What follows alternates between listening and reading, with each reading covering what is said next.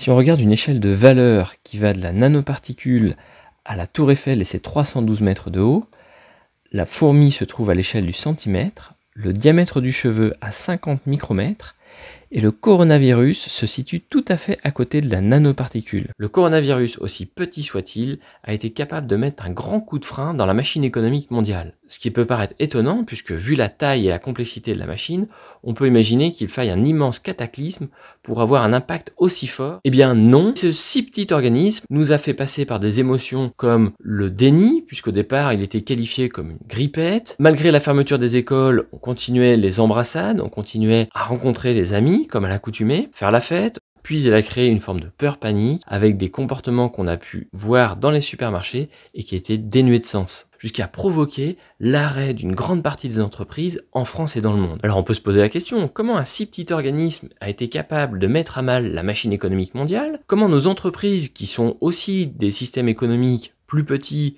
peuvent s'en prémunir? Et je vais en rajouter une, c'est que les systèmes écologiques sont aussi des systèmes complexes à grande échelle et sont capables d'une grande résilience. Alors qu'est-ce qu'ils auraient à nous apprendre pour nos entreprises au sortir du confinement?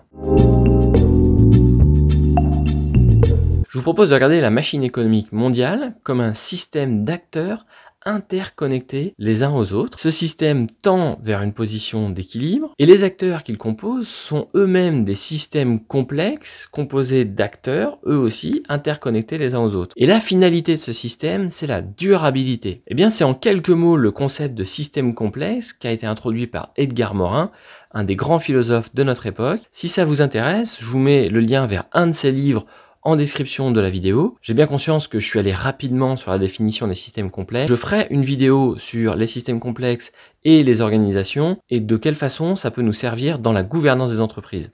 Ces systèmes donc tentent de garder l'équilibre malgré les sollicitations de perturbateurs qui auront tantôt peu d'effets, tantôt des effets extrêmement importants qui peuvent le faire basculer. Les perturbateurs faibles du système sont des perturbateurs qui auront un impact modeste sur le système en lui-même. Par exemple, on peut imaginer au Brésil que la pluviométrie une année peut être plus faible, donc la récolte en soja serait plus faible. Comme le soja est utilisé dans l'alimentation humaine et animale, il aurait forcément des impacts sur la machine économique mondiale. Néanmoins, on peut imaginer dans ce cas que ce ne serait pas suffisant pour le faire basculer. Le système est donc capable de s'adapter à ces perturbateurs sans pour autant se retrouver dans une situation critique. Certains perturbateurs vont avoir un effet qui va avoir tendance à augmenter de façon exponentielle, soit vont créer une réaction en chaîne dans le système qui va provoquer la bascule de son équilibre. L'évolution exponentielle du perturbateur rend les choses particulièrement compliquées pour les dirigeants, qu'ils soient sur la machine économique mondiale ou les dirigeants d'entreprise, puisqu'il est assez contre-intuitif dans sa façon de réagir. Alors je vais prendre un exemple. Considérons que vous êtes dirigeant d'une entreprise installée sur son marché depuis une vingtaine d'années. Le marché est à croissance globalement stable et assez lente, et vous avez un concurrent qui arrive avec une nouvelle technologie sur ce marché. La première année, il va le faire 1,56%, autant vous dire que vous l'aurez peu ou pas dans le radar. La deuxième année, il fera 3,13%, ce qui ne vous donnera pas de quoi vous inquiéter, puisque c'est pas la première fois qu'un concurrent arrive sur votre marché et tente de grappiller des parts. L'année 3 et l'année 4, il va continuer de prendre des parts de marché jusqu'à 12,5%, où là, vos spécialistes et vous-même commencez à vous poser des questions sérieuses sur son positionnement sur votre marché. Considérant une évolution exponentielle de sa croissance, à votre avis, combien de temps vous reste-t-il pour réagir avant qu'il n'atteigne 75% de parts de marché? Eh bien, la réponse est un peu moins de 2 ans et 7 mois. Lorsque le perturbateur est qualifié comme dangereux par le système pour le système, il est bien souvent trop tard pour réagir.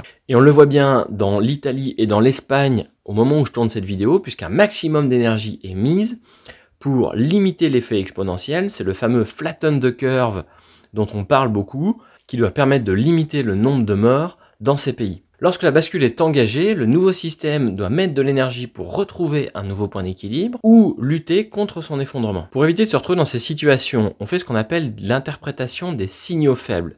C'est-à-dire, dans notre exemple, on commence à s'interroger lorsqu'à l'année 1 ou l'année 2, on voit en fonction de la croissance de ce concurrent et de la technologie qu'il utilise et des données qu'on connaît sur le marché, on qualifie la dangerosité de ce concurrent. C'est un phénomène qui est bien connu des climatologues, puisque ça fait 30 ou 40 ans qu'ils tirent la sonnette d'alarme en interprétant les changements climatiques comme étant des signaux faibles annonçant des catastrophes possibles à l'échelle planétaire. Et on voit bien que si on attend de constater par nous-mêmes les effets du changement climatique, on s'expose à des catastrophes bien plus grandes que celles qu'on connaît aujourd'hui.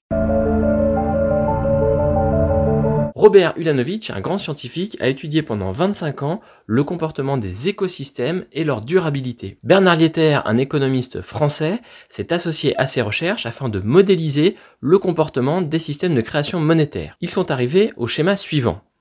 Vous avez ici la durabilité. De ce côté-là, vous avez la résilience, c'est-à-dire la capacité d'un système à résister aux perturbateurs dont je parlais tout à l'heure, et le cas échéant, à réagir en cas de bascule pour retrouver un système d'équilibre. De l'autre côté, vous avez l'efficience, c'est la capacité à produire beaucoup avec peu de moyens, et les écosystèmes naturels trouvent un optimum entre les deux, ce qui veut dire que les écosystèmes naturels qui vont dans le sens de la durabilité maximale depuis 4 milliards et demi d'années dépensent de l'énergie à la fois sur l'efficience et à la fois sur la résilience. Si on était dans un excès de positionnement dans le sens de la résilience sur ce schéma, alors ça voudrait dire que le système ne produirait plus, il serait donc dans une forme de statu quo. Idem dans l'autre sens, et c'est ce que Bernard Lietaer dénonce, c'est que les machines économiques sont tournées dans le sens de l'efficience maximale, les rendant de plus en plus fragiles à mesure que l'accélération dans ce sens-là se pousse. Le risque, évidemment, c'est que les systèmes qui sont trop poussés vers l'efficience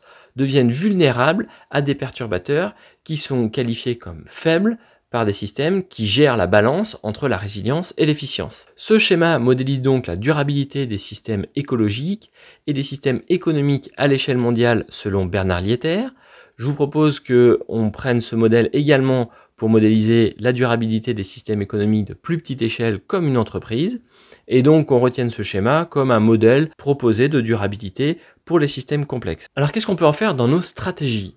Eh bien je vous propose de faire de la stratégie autrement, c'est-à-dire de prendre en compte à la fois l'efficience économique et la résilience du système, tout ça dans le but d'avoir une activité qui tende à être en harmonie avec la biosphère. Un exemple typique qui illustre la stratégie autrement. Voici une forêt vue par la nature, voici une forêt vue par l'homme. Dans ces cas-là, l'homme a souhaité maximiser l'efficience, notamment dans la production de bois de cette espèce, et donc a créé un système forêt qui est lui extrêmement vulnérable des perturbateurs de l'environnement dans lequel il se trouve. La nature, quant à elle, à travers le modèle proposé, aura par essence une productivité moindre, mais au global, le système forêt aura une efficience plus grande, puisque la production de biomasse sera beaucoup plus importante dans ce système-là, et qui plus est, le système sera moins vulnérable aux perturbateurs. Ce que la nature nous apprend, c'est qu'il y a deux composantes fortes pour expliquer la durabilité de son système. C'est ce que Bernard Lietaer rapporte dans ses travaux. Les deux composantes sont la diversité et l'interconnectivité. Dans le cas de la nature, c'est la biodiversité évidemment, et l'interconnectivité, c'est la capacité qu'ont les êtres de ce système à être en lien les uns avec les autres dans des liens d'interdépendance. Ensemble on est plus fort, on gagne ensemble ou on perd ensemble.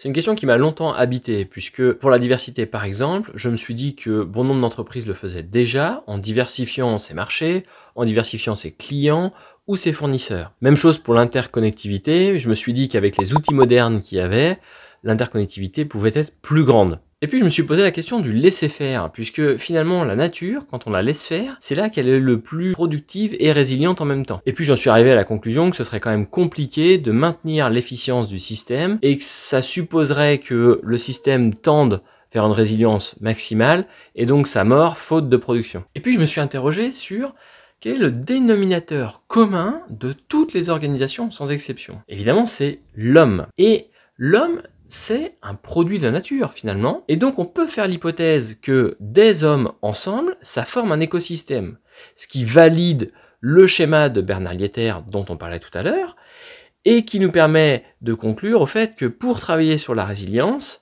la composante entre guillemets sur laquelle il faut travailler, c'est l'homme. L'homme À travers chaque individu a sa personnalité, ses compétences et son propre développement. Et l'interconnectivité, c'est d'un côté la qualité des liens qu'ils ont entre eux et leur capacité à travailler ensemble, et la qualité des liens qu'ils entretiennent avec leur environnement pour avoir un rapport bénéfique avec lui. Et on voit bien en ce moment, avec la pandémie du coronavirus, que les vies sauvées tiennent pas seulement aux plans qui sont faits par les institutions, mais surtout grâce au travail du personnel soignant, qui, à l'instar de travailler seul, chacun dans son coin, travaille bien en équipe, donc chacun avec leur personnalité et leurs compétences, interconnectés les uns avec les autres, et entraînant des liens avec leur environnement. Les industriels se mettent au travail pour fournir les gels hydroalcooliques, les masques, etc.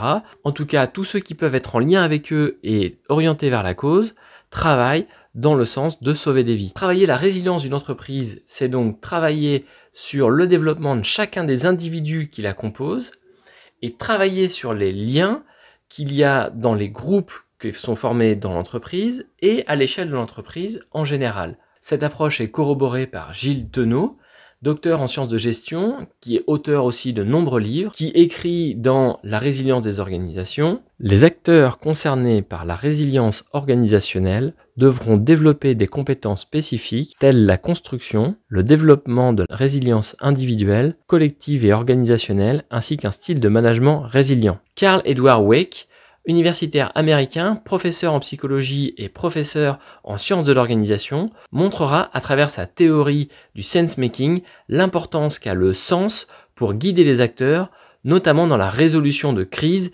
émanant au basculement du système.